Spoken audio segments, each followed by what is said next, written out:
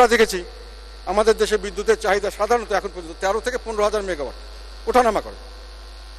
এক সময় এর চেয়ে একটু বাড়লেই, যেমন এপ্রিল মাসের লাস্ট উইকে এটা স্পেসিফিক্যালি স্টাডি করে আমি গতবারে বলার চেষ্টা করেছিলাম, তখন দেখা গেল 22 থেকে 29 তারিখের মধ্যে যেহেতু গরমের কারণে লোকের বিদ্যুতের চাহিদা বাড়ছে, সঙ্গে সঙ্গে লোডশেডিং বাড়ছে, এবং 29 তারিখে গিয়ে সর্বোচ্চ লোডশেডিং হয়েছে 3196। সে সময় বিদ্যুতের চাহিদা দাঁড়িয়ে গেছিল 17,000 মেগাওয়াট, কিন্তু তখনও আমাদের 30,000 বা কাছাকাছি ছিল। তো প্রশ্ন হলো যে ক্ষমতা বাড়ানো হয়েছে ঠিকই, কিন্তু এর অর্ধেকটাই ব্যবহার করা যাচ্ছে না। কারণ লোডশেডিং হবে কেন? আমি যদি ক্ষমতা ডাবল থাকে তাহলে আমার যেখানে আমার দরকার সেখানে দিয়ে দেবো, আমার লোডশেডিং করতে হবে কেন? মজার ব্যাপার, এই অর্ধেক অর্থাৎ প্রায় 15,000 মেগাওয়াট অব্যবহৃত উৎপাদনের সৃষ্টির জন্য বেসরকারি মালিকদের বিদেশি মুদ্রায় বিশাল অঙ্কের ভাড়া বা ক্যাপাসিটি চার্জ দিতে হচ্ছে। 2023-24 অর্থবছরে বিদ্যুৎ খাতে মোট ভর্তুকি দেওয়া হচ্ছে 39,000 এক বছরের জন্য, প্রায় 39,406।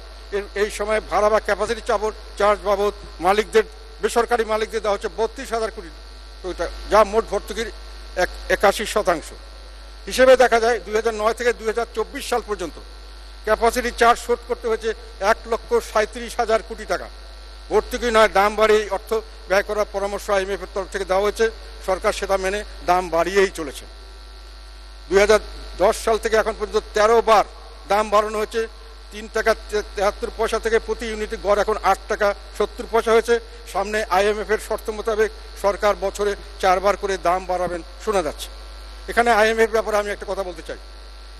IMF বসিয়ে বসিয়ে ক্যাপাসিটি চার্জ দেওয়া বিদ্যুৎ কেন্দ্র বন্ধের সুপারিশ দেয়নি, যাতে করে এটা বিশ্বাস করার কারণ আছে IMF তাদের ব্যবসায়িক স্বার্থ, তাদের দেওয়ার সুদ সহ বকেয়া ফেরত নেওয়ার জন্য বেশি আগ্রহী। তারা দেশের জনগণের মঙ্গলের জন্য দরকারি সংস্কার করার কোনো সুপারিশ করছেন না।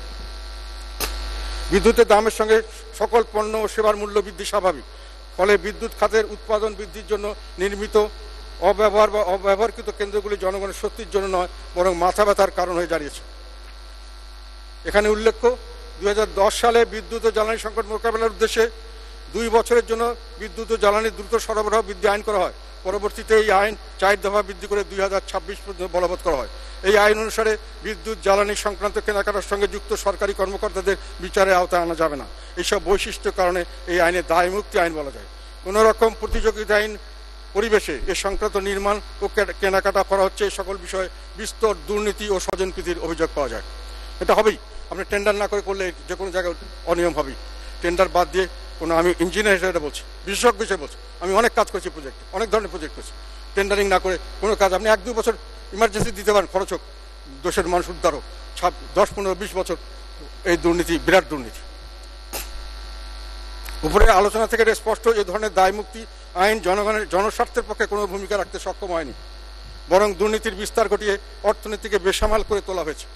স্পিকার, আমাদের প্রশ্ন, কোন মহাপরিকল্পনা বা চাহিদা প্রাক্কলনের ভিত্তিতে অস্বাভাবিক ভালো সুযোগ সুবিধা দিয়ে বেসরকারি খাতে বিদ্যুৎ কেন্দ্র নির্মাণ ও উৎপাদন সক্ষমতা বৃদ্ধি অব্যাহত রাখা হয়েছে?